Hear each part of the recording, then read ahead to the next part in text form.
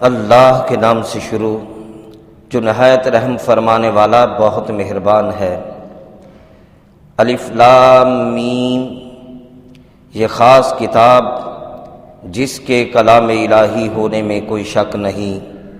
یہ ان متقین کے لیے ہدایت ہے جو غیب پر ایمان لاتے ہیں اور نماز کو قائم رکھتے ہیں، اور جو کچھ ہم نے انہیں دیا اس میں سے اللہ کی راہ میں خرچ کرتے ہیں، اور وہ جو ایمان لائیں اس پر جو اتارا گیا آپ پر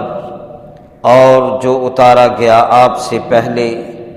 اور قیامت کے دن پر یقین رکھتے ہیں، وہی لوگ اپنے رب کی طرف سے ہدایت پر ہے،